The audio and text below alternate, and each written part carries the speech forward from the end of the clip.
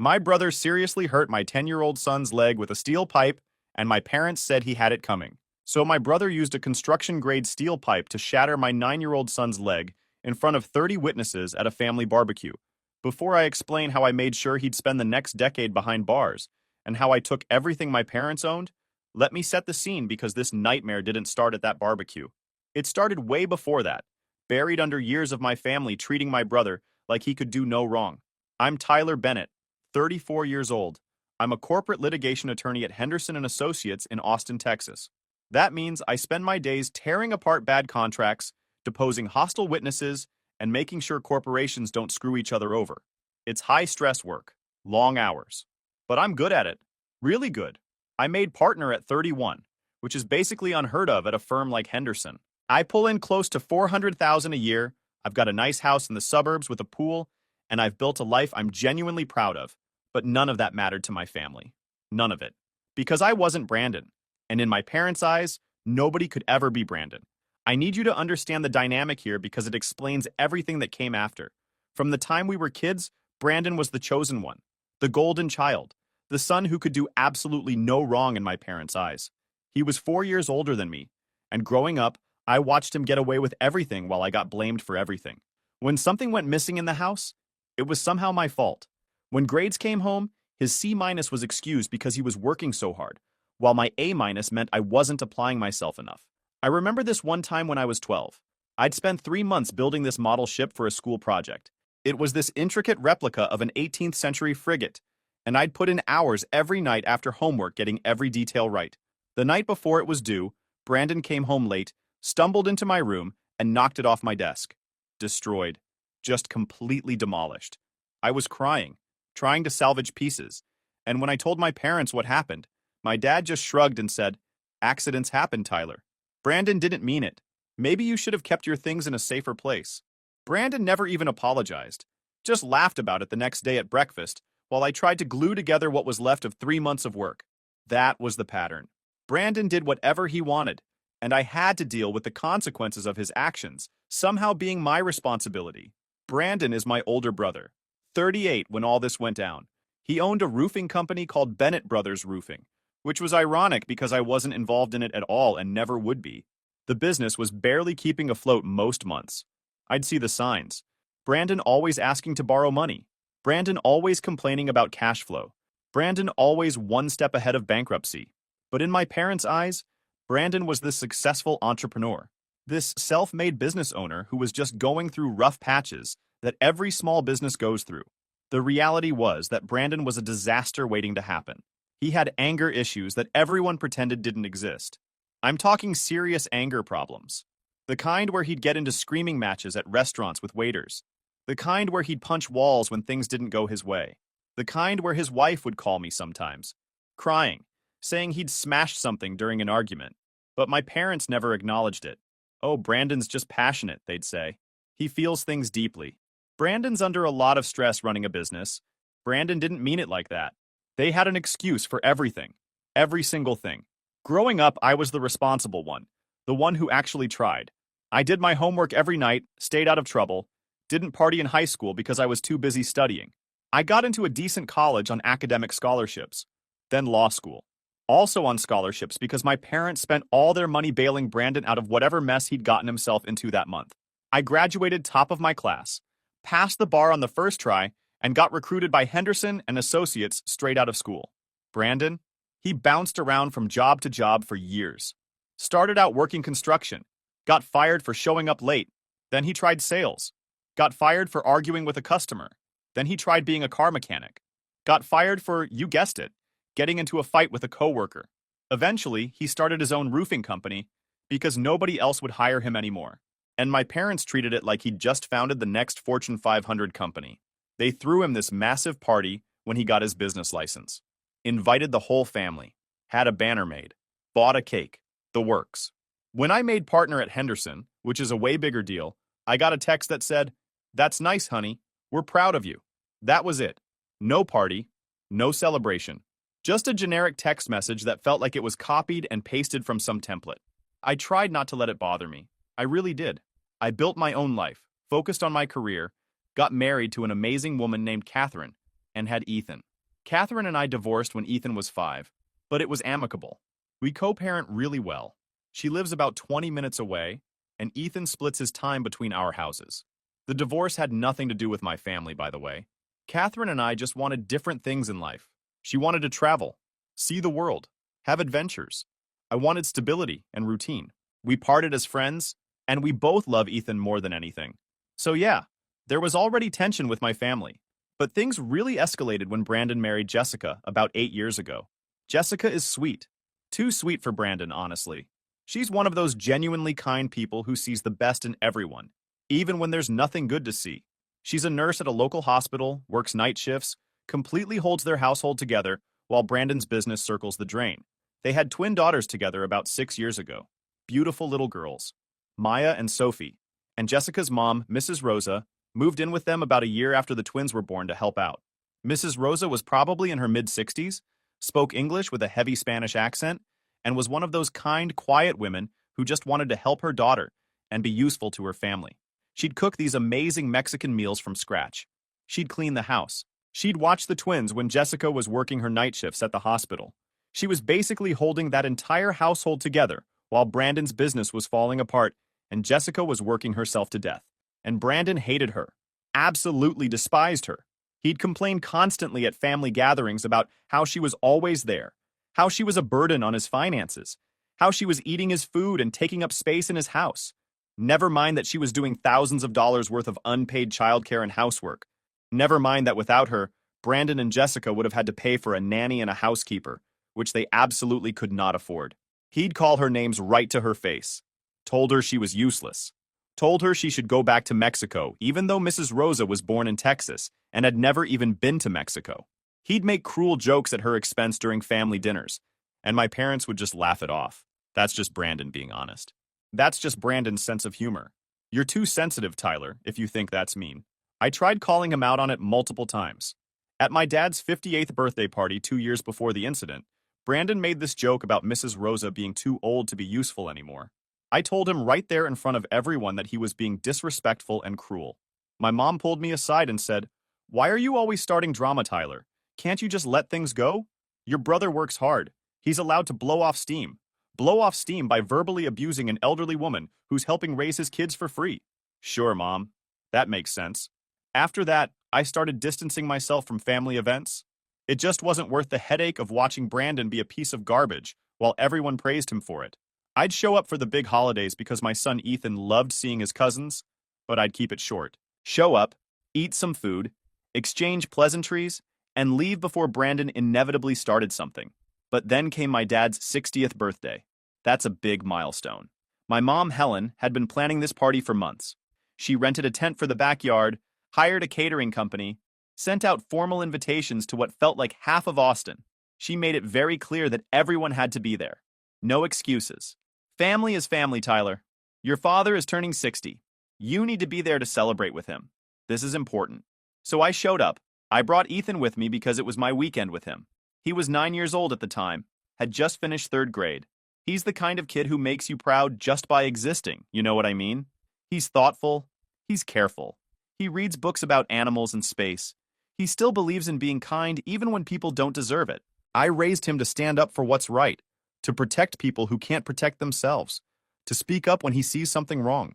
Those were the values I tried to instill in him, because those were the values I wished my parents had instilled in me, instead of teaching me that being related to someone means you have to tolerate their abuse. Looking back now, I should have known better. Should have seen the warning signs. Should have kept Ethan away from that party. But hindsight's 20/20, right? And I genuinely thought Brandon wouldn't start anything at our dad's birthday party. I thought even he had enough sense to behave for one afternoon. I was wrong. So wrong. We got to my parents' house around 2 in the afternoon. It was one of those humid Texas summer days where the air feels thick enough to cut with a knife. The second you step outside, you're sweating. The kind of day where you can actually see the heat rising off the pavement. My dad's house is in this nice suburban neighborhood in North Austin. Big houses, manicured lawns, the whole American dream package. My parents bought it 20 years ago, and it's appreciated like crazy, worth probably close to $700,000 now. When we pulled up, the driveway and street were already packed with cars. The whole extended family was there. My mom's sisters, my dad's brother and his family, cousins I hadn't seen in years, neighbors from down the street, people from my parents' church. It looked like one of those picture-perfect family gatherings you see in commercials. String lights hanging in the trees, tables set up with nice tablecloths. My dad at the grill wearing one of those ridiculous aprons that says something like, King of the Grill. My mom fluttering around, making sure everything was perfect. Ethan was excited. He'd wrapped up this present for his grandfather. Some book about fishing that he'd picked out himself. Ethan's really thoughtful about gifts. He actually listens when people talk about their interests and remembers. My dad had mentioned once, probably 6 months earlier, that he wanted to learn fly fishing when he retired. Ethan remembered. Saved up his allowance and bought him a beginner's guide to fly fishing. That's the kind of kid he is. We walked into the backyard, and I immediately started making the rounds. Shaking hands, giving hugs, making small talk. Ethan stuck close to me at first, a little shy around all these relatives he barely knew. But then he spotted Maya and Sophie, his twin cousins, playing on a swing set in the corner of the yard. He asked if he could go play with them, and I said sure. Jessica was sitting nearby, watching them, so I knew he'd be supervised. Everything was fine for the first hour or so. People were eating, drinking sweet tea and lemonade, chatting. My dad was in his element, telling stories about his construction days, playing the patriarch. My mom was showing off the dessert table she'd spent days preparing. It was one of those rare moments where I actually felt like maybe, just maybe, we could be a normal family for an afternoon. Then Brandon arrived, and I knew immediately something was wrong. It was about 3 in the afternoon. Most people had been there for at least an hour already. Brandon pulled up in his beat-up Ford F-150 with the Bennett Brothers roofing logo on the side. The truck had a massive dent in the passenger door that he'd never gotten fixed because he couldn't afford it. He parked half on the curb, half on the street, like he couldn't be bothered to park properly. He got out of the truck, and even from across the yard, I could tell he was in a mood. His walk was off, kind of swaggering but unsteady. His clothes were wrinkled. His hair was a mess. And when he got closer, the smell hit me. He smelled like he'd been at a bar since noon. That sour, unmistakable smell that comes from drinking on an empty stomach. His eyes were bloodshot. His face was flushed. He was sweating more than the heat alone would explain. Behind him, Jessica got out of the passenger side, and my heart sank. She looked terrified. Her face was pale. She was wearing sunglasses even though we were heading into late afternoon, which usually means someone's trying to hide something. She was holding her purse really tight against her body, that defensive posture women get when they're scared. And behind her was Mrs. Rosa, getting out of the back seat of the extended cab. She looked like she wanted to disappear. I caught Jessica's eye across the yard. She gave me this look, this pleading, apologetic look that said, "I'm sorry. I know this is going to be bad. I wanted to walk over and intercept Brandon before he made it to the main party, but before I could move, he was already shouting. And when I say shouting, I don't mean calling out a greeting. I mean full-on bellowing. I told you I didn't want her here." His voice cut through all the background noise. All the conversation stopped. All the music seemed to fade. 30 people turned to stare at Brandon pointing at Mrs. Rosa like she was something disgusting he'd found on the bottom of his shoe. Why can't she take a hint? I'm sick of feeding useless mouths. He was stumbling a little as he walked, confirming what I already suspected. He'd been drinking. A lot. My mom rushed over, trying to calm him down, but in that way where she was more worried about appearances than about actually addressing the problem. "Brandon, sweetheart, not now. It's your father's birthday. Let's just have a nice day, okay?" But Brandon pushed right past her. He was on a roll now. He was on one of his tirades, and nobody was going to stop him once he got started. Jessica was trying to grab his arm, trying to guide him away from the main group. "Brandon, please, not here, not today. We talked about this. You promised you'd behave." But Brandon yanked his arm away from her so hard that she stumbled. "Don't tell me what to do." He snarled at his own wife in front of everyone. Then he turned on Mrs. Rosa, who was standing there, frozen, probably wishing the ground would swallow her up. The things he said to her. I'm not going to repeat all of it because it makes me sick just thinking about it. But he called her every nasty name you can imagine. He said she was a leech sucking his finances dry. He said she was poisoning his daughters against him. He said she should have stayed in whatever dump she crawled out of. He accused her of being a burden, of being worthless, of deliberately making his life harder. None of it was true. Not a single word. Mrs. Rosa did nothing but help their family. But Brandon was drunk and angry, and he needed someone to blame for all his failures. My dad had put down his grill tongs and was walking over, but he wasn't moving fast. He wasn't treating this like the emergency it was. He was treating it like a minor inconvenience. Brandon's son. Come on now. Let's not ruin the party. Why don't you go inside and cool off for a minute? That's all he said. No reprimand. No telling him to stop. Just a gentle suggestion to cool off, like Brandon was a little kid having a temper tantrum and not a grown man verbally destroying an elderly woman. I was closer now. I'd been moving toward the situation, trying to figure out how to de-escalate without making things worse. Jessica was crying now, quietly, trying to pull Brandon away. Please, please, just stop. But Brandon was in full rage mode. His face was purple.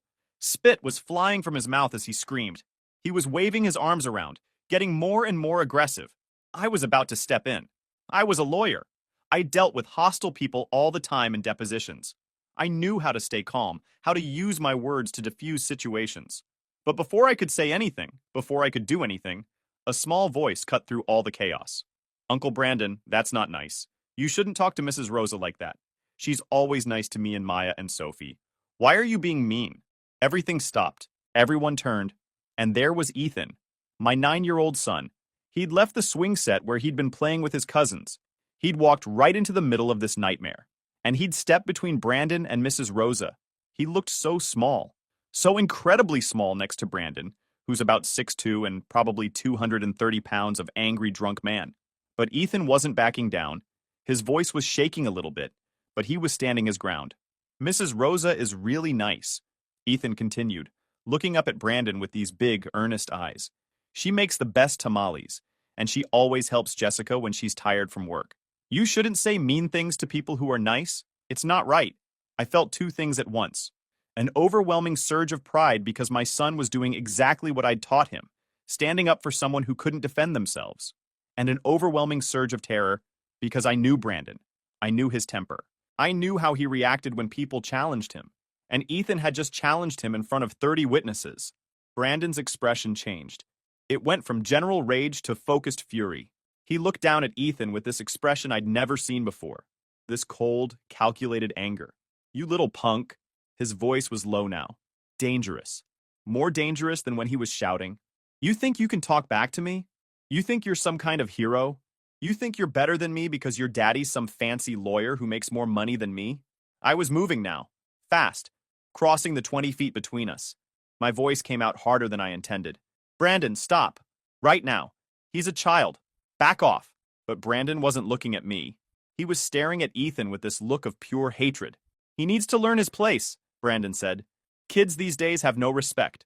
Always think they know everything. Well, I'm going to teach this little punk some manners. That's when he reached down. There was this pile of construction materials near the back fence. My dad had hired Brandon to redo the patio, so there was a bunch of building supplies just sitting there. Bags of concrete, wood planks, and several pieces of steel pipe. 2-foot lengths of galvanized steel pipe used for plumbing or building frames. Heavy, solid, dangerous. Brandon's hand closed around one of them. He picked it up like it weighed nothing. And in that moment, time seemed to slow down. Ethan, move. I screamed it.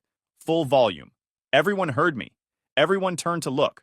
But Ethan didn't understand the danger yet. He was just standing there. This brave little kid who thought words could stop violence. He thought if he just explained things right, if he just made Uncle Brandon understand, everything would be okay. That's the kind of innocent worldview 9-year-olds have. They don't yet understand that some people are broken in ways that can't be fixed with reason. Brandon didn't hesitate. Didn't threaten first. Didn't give any warning. He just swung that steel pipe like a baseball bat, putting his full body weight behind it. He aimed low, going for Ethan's legs. Maybe he thought hitting the legs would somehow be less bad than hitting the head. Or maybe he was just trying to knock my son down. Or maybe he didn't think at all. He was drunk and angry, and Ethan had challenged him, and that was enough. The sound. I'll hear that sound in my nightmares for the rest of my life. It wasn't a thud like when you drop something heavy. It was a crack. A wet, visceral, sickening crack. Like when you snap a chicken bone. Like when a tree branch breaks under too much weight. But louder. So much louder. The pipe connected with Ethan's right shin just below the knee. The force of it. The physics of a 230-pound man swinging a steel pipe at a 60-pound child. It was devastating. Ethan didn't scream right away. There was this moment. This awful, silent moment where he just looked confused. His eyes went wide. His mouth opened. But no sound came out. He looked down at his leg. Then he looked up at me. And in his eyes, I saw the exact moment that his innocence died. The moment he realized that adults, even family, could hurt you on purpose. Then he collapsed. His leg just folded under him at an angle that legs aren't supposed to fold. Midway between the knee and ankle, there was this bend. This horrible, unnatural bend. Then the scream came. It was the worst sound I've ever heard. Worse than anything I'd heard in any courtroom. Worse than any sound I could have imagined. It was this high-pitched, primal shriek of absolute agony. The kind of scream that comes from pain so intense that the body just takes over and produces this animal sound. My leg. He was screaming over and over. Daddy, my leg. Daddy, it hurts. Daddy, help me. I hit the ground next to him. My knees slammed into the grass hard enough that I'd have bruises for weeks. But I didn't care. I didn't feel it. All I could see was Ethan. His jeans were already soaking through with blood.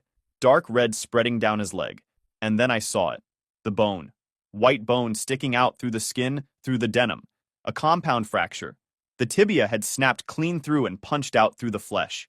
There was blood everywhere. On the grass. On Ethan. On me. Don't move, buddy. Don't move. I was crying. Fully sobbing. My hands were hovering over his leg, but I was terrified to touch him. Every first aid course tells you not to move someone with a broken bone. Don't move them. Don't touch them. Wait for professionals. But every instinct I had was screaming to do something. Fix it. Make it better. But I couldn't. I couldn't do anything except kneel there next to my son while he screamed in pain. I looked up. I don't know why. Maybe looking for help. Maybe looking for answers. Maybe just needing to see someone, anyone, react appropriately to this horror. And I saw Brandon. He was still holding the pipe. His chest was heaving. He was breathing hard like he'd just run a sprint. But he wasn't horrified. He wasn't shocked at what he'd done. He looked satisfied. He looked vindicated. Like he'd won something. Like teaching a 9-year-old a lesson about respect was worth shattering his leg. That'll teach you.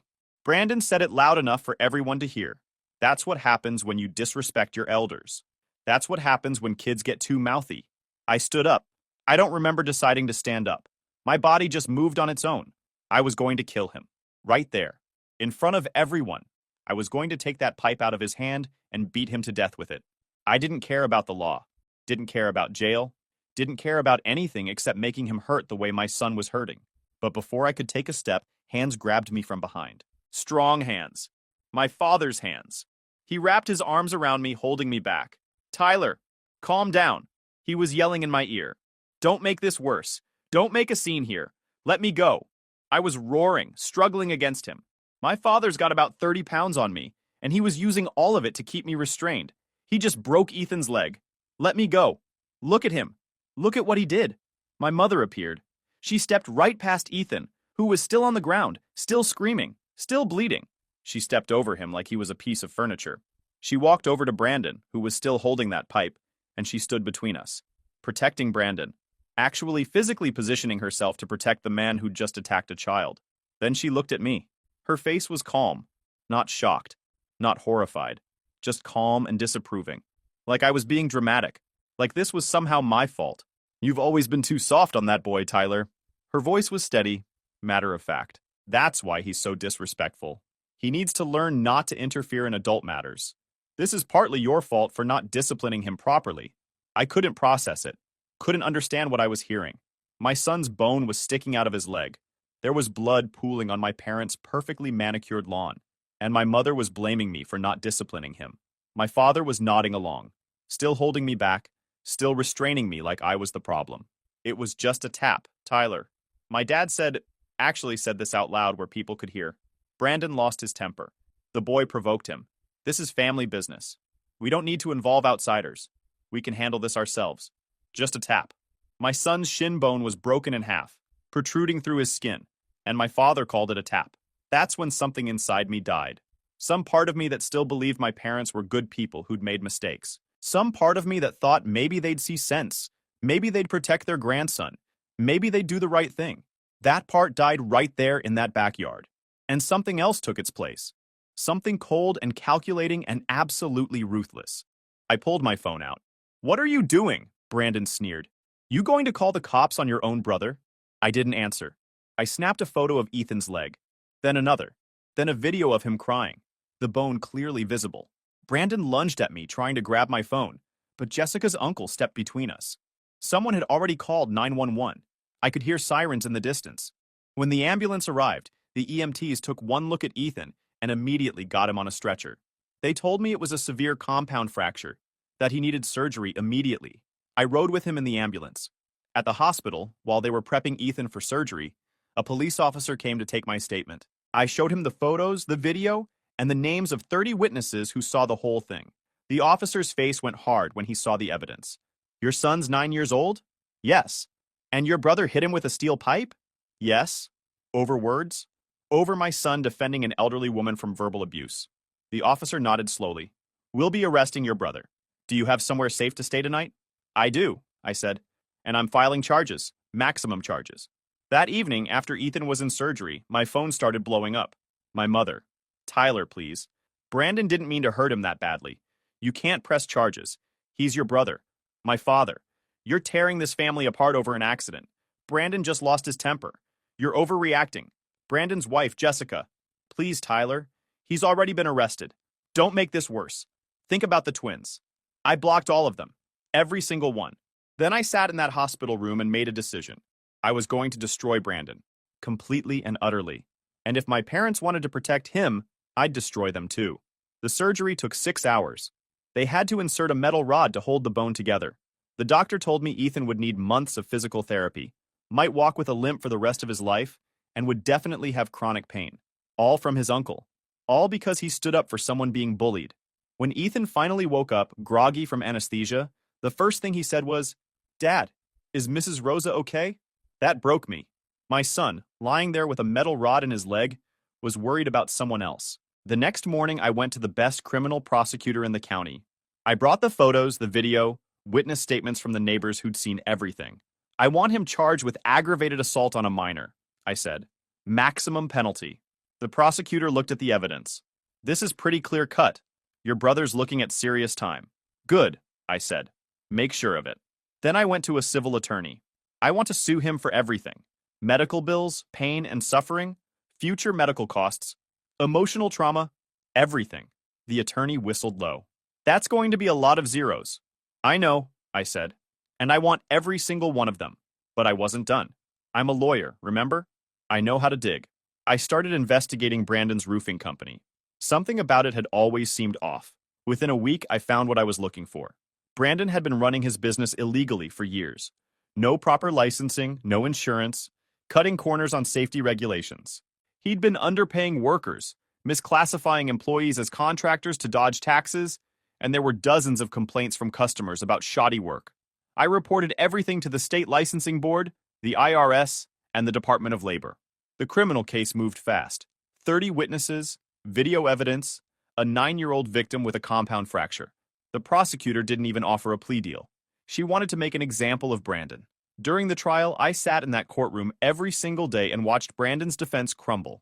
His lawyer tried to argue that Ethan provoked him, that it was just a momentary lapse in judgment, that Brandon was under financial stress. The prosecutor put Ethan on the stand. They let him use crutches to walk to the witness box. He was wearing shorts, and everyone could see the surgical scars on his leg. The prosecutor asked him to describe what happened. Ethan, being the honest kid he is, told the whole truth. I saw Uncle Brandon yelling at Mrs. Rosa. He was calling her bad names. Mrs. Rosa looked scared. I just wanted him to stop being mean. I didn't think he'd hurt me. The jury deliberated for less than 2 hours. Guilty on all counts. Brandon got 8 years. Could have been more, but the judge gave him credit for being a first-time violent offender. I didn't care. 8 years was enough. While the criminal case was ongoing, the civil suit was moving forward. Brandon's roofing company collapsed after the state licensing board revoked his license. Turns out, most of his contracts were invalid because he wasn't properly licensed. Customers started demanding refunds. Workers started suing for unpaid wages. The IRS hit him with a massive tax bill for all those misclassified employees.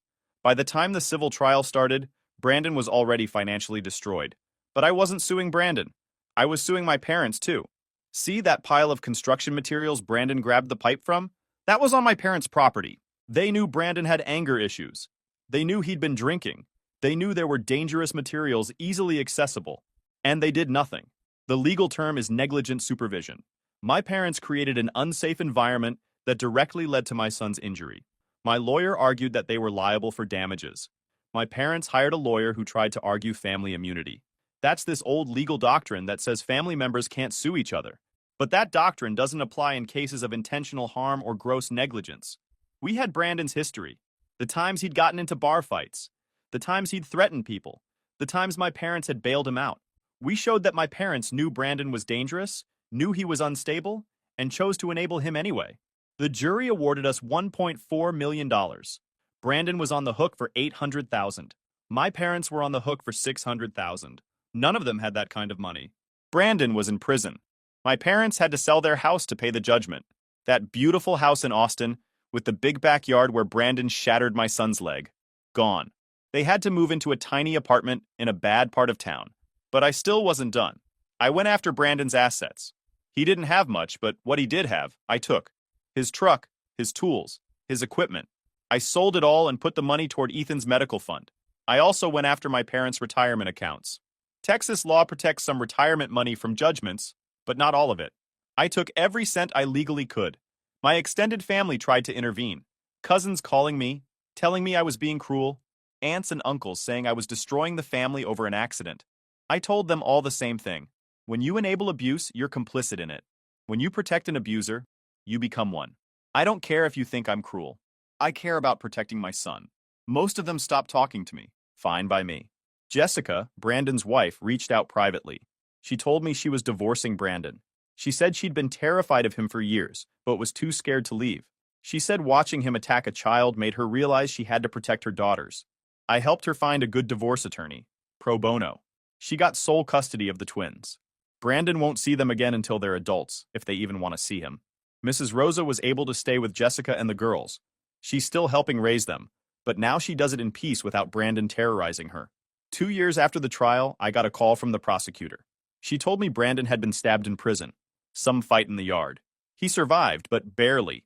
She wanted to know if I'd be willing to speak at his parole hearing when the time came. I told her I'd be there, and I'd make sure he served every single day of his sentence. She laughed and said she figured as much. My parents called me once during those 2 years. They needed money. The apartment they'd moved into had a rent increase they couldn't afford. They were struggling to make ends meet. My dad had to come out of retirement to work part-time at a hardware store. My mom was working at a grocery store. They wanted me to help them. Just a little financial support until they got back on their feet. I met them at a coffee shop. I wanted to see their faces when I said no. They looked old, tired, worn down by life. My dad started with the usual. Tyler, we're family. Family helps each other. We made a mistake, but you can't punish us forever. Your mother and I raised you. We gave you everything. You owe us. I let him finish. Then I pulled out a folder. Inside was a printout of every text message, every voicemail, every email they'd sent me defending Brandon. Every time they minimized what he did. Every time they said Ethan deserved it. Every time they called me cruel for pressing charges. I laid it out on the table between us. You didn't make a mistake, I said, my voice calm and cold. You made a choice. You chose to defend the man who shattered your grandson's leg. You chose to blame a 9-year-old child for being attacked. You chose Brandon over Ethan, over me, over basic human decency. My mother started crying. Tyler, please. We're sorry. We didn't know it would get this bad. You knew, I said. You knew when you held me back while my son was screaming in pain. You knew when you said he deserved it. You knew when you hired lawyers to fight me instead of just admitting you were wrong. You made your choice. Now you get to live with it. My dad's face went red. So you're just going to let your parents suffer? You're going to abandon us? I'm not abandoning you, I said. I'm just treating you the way you treated me and Ethan. I'm choosing someone else over you. I'm choosing my son. My mom was sobbing now. Please, Tyler. We have nowhere else to go. Figure it out, I said, standing up. You're adults. You're resourceful. You'll survive. That's what you told me when I asked for help with Ethan's medical bills before the lawsuit. Remember? You said we'd figure it out. So figure it out. I walked out of that coffee shop and never looked back. I don't feel guilty about it. Not even a little bit. Because every time I think maybe I was too harsh, I look at Ethan. He's 11 now. He walks with a slight limp. He gets pain in his leg when it rains. He'll have that scar for the rest of his life. A permanent reminder that his uncle attacked him, and his grandparents said he deserved it. But you know what? Ethan's doing okay. Better than okay, actually. He's in therapy, not because I forced him, but because he asked for it. He wanted to talk to someone about what happened. He's got friends, he's doing well in school, and he's still the kindest kid you'll ever meet. He volunteers at an animal shelter on weekends. He tutors younger kids who are struggling with math. He's everything a father could hope for. If you enjoyed this video, please hit that subscribe button. It really helps the channel and help us bring you more and better stories. Thanks.